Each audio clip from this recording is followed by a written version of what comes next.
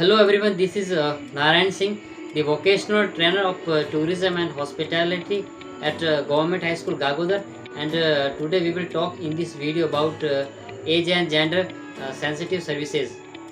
नमस्कार प्यारे विद्यार्थियों, आज हम class 10th unit number 3 gender and age sensitive services यानी लिंग और आयु संवेदनशील सेवाओं के बारे में पढ़ेंगे। तो अपना पहला टॉपिक है age and gender specific customer services रहेगा, मतलब आयु और लिंग ग्राहक सेवाओं के बारे में पढ़ेंगे। तो प्यारे विद्यार्थियों, जैसा कि आप जानते हैं कि अतिथि उद्योग में अलग अलग एज और जेंडर के लोग सेवाओं का आनंद लेने के लिए आते हैं। विभिन्न प्रकार के लोगों की होटल की सेवाओं से विभिन्न अपेक्षाएं होती है, जिसको पूरा करके ही हम उच्च ग्राहक संतुष्टि प्रदान कर सकते हैं। अगला है सर्विस क्वालिटी। हम जानते हैं कि सर्विस का मतलब सेवा होता है और क्वालिटी का मतलब गुणवत्ता होता है। What is service quality? सेवा गुणवत्ता क्या है? It is measure of how a service is rated compare to customers expectations. अच्छी सेवा गुणवत्ता एक ऐसा आधार है जिसकी वजह से हमें यह पता चलता है कि हमारा ग्राहक कितना संतुष्ट है। Age and gender specific services and facilities, आयु और लिंग विशिष्ट सेवाएं और सुविधाएं। फर्स्ट है, एक अच्छी गुणवत्ता वाली सेवा बेहतर ग्राहक संतुष्टि की ओर ले जाती है। सेकंड है, बेहतर ग्राहक संतुष्टि का मतलब कंपनी का बेहतर विकास। थर्ड है, आयु और लिंग सेवा की गुणवत्ता और प्रदान की जाने वाली सुविधाओं का निवारण करने में महत्वपूर्ण भूमिका निभाता है। चौथा है, अच्छी सेवाएं वफादार ग्राहक बनाती है। पांचवा है, लोगों की विभिन्न उम्र के लिए विभिन्न प्रकार की व्यवहार की आवश्यकता होती है। छठा है, महिला, पुरुषों एवं बच्चों और वृद्ध व्यक्तियों के लिए विभिन्न प्रकार की सेवाओं का ध्यान रखा जाता है। सातवां है, वफादार ग्राहक आपकी कंपनी के बारे में अच्छे शब्द फैलाते हैं जो आपको अधिक से अधिक लाभ पहुंचाता है। इसके बाद है अपना कस्टमर। ग्राहक की अगर हम बात करें तो customer is a person who buy goods और सर्विसेज फ्रॉम शॉप और बिजनेस। ग्राहक एक व्यक्ति होता है जो दुकान से सामान या सेवा खरीदता है, उसे हम ग्राहक कहते हैं। इसके बाद हम बात करते हैं customer unique needs and wants की। तो प्यारे विद्यार्थियों, अगर हम बात करते हैं ग्राहक की यूनिक नीड्स एंड वांट्स की, तो उसकी पहली नीड्स ज़रूरत है, दैट इज़ प्राइस। मूल्य के आधार पर ही ग्राहक ये तय करता है कि उसे प्रोडक्ट खरीदना है या नहीं खरीदना है। हम कह सकते हैं कि कीमत एक बहुत बड़ा कारक होता है। अगला है रिलायबिलिटी, मतलब विश्वास पात्रता, या फिर हम कह सकते हैं विश्वास करने योग्य। जिस प्रोडक्ट को ग्राहक ने खरीदा है, क्या वह उतना विश्वास करने योग्य है? इसके बाद है अपना फंक्शनैलिटी, कार्यक्षमता। जिस प्रोडक्ट को खरीदते समय जिसके बारे में जो कुछ भी बताया गया है, क्या वह वाकई में प्रोडक्ट वैसा है? फॉर एग्जाम्पल हम बता सकते हैं कि आपने ग्राहक को रूम के बारे में बताया हो, जितनी भी डिस्क्रिप्शन आपने दी हो ग्राहक को ड्यूरिंग द सेलिंग प्रोसेस, तो क्या वाकई में वैसी सुविधा उनको मिल रही है जैसी आपने उनको बताई हो। इसके बाद हम बात करेंगे कॉन्वीनियंस, सुविधा। फिर चाहे वो पेमेंट करने के लिए हो, चाहे ट्रांसपोर्टेशन परिवहन के लिए हो। नेक्स्ट है चॉइस, पसंद। ग्राहक हमेशा ये चाहेगा कि उसे 2 या 3 या उससे अधिक ज़्यादा चॉइस उसके सामने हो, ताकि वह प्रोडक्ट खरीदने से पहले उसमें से पसंद करके अपने पसंद का प्रोडक्ट खरीद सके। And the last is customer service. अब हम बात करेंगे ग्राहक सेवा के बारे में। ग्राहक को एक अच्छी गुणवत्ता वाली सेवा प्रदान करना बहुत ज़रूरी है। अब हम बात करते हैं recreational facilities for children tourist, यात्रा करने वाले बच्चों के लिए मनोरंजन सुविधाएं। होटल उद्योग में अतिथियों के साथ आने वाले बच्चों के लिए भी बहुत सी मनोरंजक गतिविधियों का विकास किया जाता है, ताकि उनकी यात्रा होटल में यादगार बन सके। विभिन्न स्तर की होटलों में विभिन्न प्रकार की मनोरंजक गतिविधियां प्रदान की जाती है। इन गतिविधियों से बच्चों का मानसिक स्वास्थ्य बहुत अच्छा रहता है। इनमें आपकी इंडोर एंड आउटडोर दोनों एक्टिविटीज़ आ जाती है।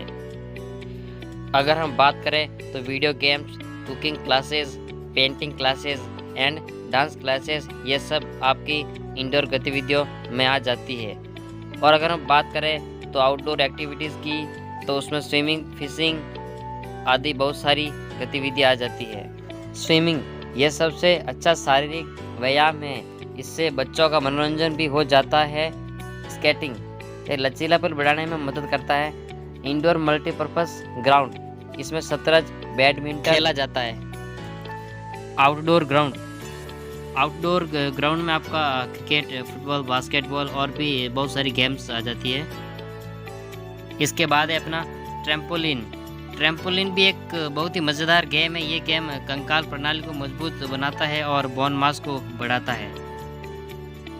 नेक्स्ट है गेमिंग जोन।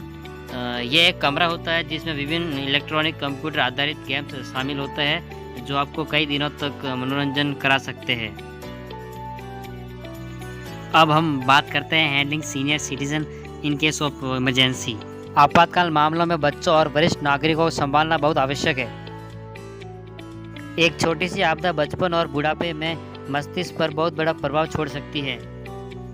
आपातकालीन स्थिति में बूढ़े लोग और बच्चे आसानी से घबरा सकते हैं, इसलिए माता पिता और वरिष्ठ नागरिकों को आपातकाल के मामलों में उन्हें कैसे संभालना है, इस प्रक्रिया को सीखना और समझना बहुत आवश्यक है।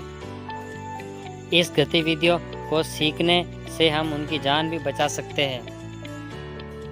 तो प्यारे विद्यार्थियों, हमें सीनियर सिटीजन, वरिष्ठ नागरिकों का ध्यान रखना बहुत आवश्यक है। इसके बाद हम बात करते हैं need of medical facility and doctor, चिकित्सा सुविधा और चिकित्सक की आवश्यकता। किसी भी बड़े होटल या छोटे होटल में आपातकाल स्वास्थ्य सेवा को होना बहुत आवश्यक है। किसी भी आपातकाल समय में अतिथियों की जान बचाने के लिए होटल के सभी कर्मचारियों के लिए प्राथमिक चिकित्सा प्रशिक्षण होना अनिवार्य है। बड़े होटल जहां वीआईपी लोग रहने आते हैं, वहां 24 घंटे डॉक्टर्स की सुविधा प्रदान करनी पड़ती है।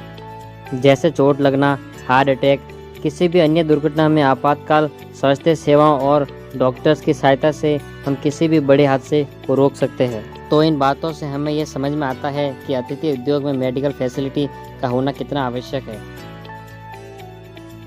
So my dear students, thank you so much. और हम आशा करते हैं कि आपको ये सेशन बहुत अच्छे से समझ में आया होगा। So students, stay safe, stay home, take care. हम सब घर के अंदर क्यों हैं? हम बाहर जाकर खेलना चाहते हैं माँ। कोरोना वायरस के संक्रमण की वजह से। क्या तुम दोनों जानते हो, कोरोना वायरस एक व्यक्ति से दूसरे व्यक्ति में काफी जल्दी फैलता है। वो कैसे? जब कोई व्यक्ति जो कोरोना वायरस से संक्रमित है छींकता या खांसता है, तब उसके मुंह और नाक से निकलने वाली छोटी छोटी बूंदों में छुपा कोरोना वायरस उसके आसपास की हवा में तथा त्वचा, कपड़ों और पास ही रखी अन्य वस्तुओं में चिपक जाता है। और स्वस्थ व्यक्ति जब संक्रमित व्यक्ति के पास जाते हैं या फिर पास रखी वस्तुओं को छूते हैं, तो वायरस भी उनके हाथों में चिपक जाता है। और फिर जब वो उन्हीं हाथों से अपने चेहरे को छूते हैं, तो वायरस मुंह, नाक या आँखों के रास्ते उनके शरीर में घुस के उन्हें बीमार कर देता है। ओह, तो इस तरह से फैलता है कोरोना वायरस। फिर तो बहुत आसान है। हमें बस इतना ध्यान रखना है कि हम संक्रमित वस्तुओं से कम 6 फीट की दूरी पर रहे, अपने मुंह को, नाक को ढके रखें और उनके पास रखी चीजों को ना छुए। ठीक है ना माँ? हाँ, पर सिर्फ इतने से काम नहीं चलेगा। ये कोरोना वायरस बड़ा ही छुपा रुस्तम है, इसलिए संक्रमण के बाद भी कई बार 14 दिनों तक ये पता ही नहीं चलता कि किसी व्यक्ति को संक्रमण है या नहीं। ओह, फिर हमें क्या करना चाहिए माँ? हर किसी व्यक्ति से कम 6 फीट की दूरी बनानी चाहिए। इसके अलावा हमें दिन में कई बार अपने हाथों को साबुन से धोना चाहिए, वो भी पूरे 20 सेकंड तक। हाँ, एक बात और, हमें अपने मुंह और नाक को रुमाल से ढकना चाहिए और आँख, नाक, कान को छूने से भी बचना चाहिए। अच्छा, आप समझी, इसीलिए आपने हमें वो मास्क और हैंड सैनिटाइजर दिया था ना माँ? और क्या। अरे भाई, जब हम जान ही गए हैं कि ये कोरोना वायरस कैसे फैलता है, तो क्यों ना उसे उसी की स्टाइल में हराएं? बिल्कुल सुपर।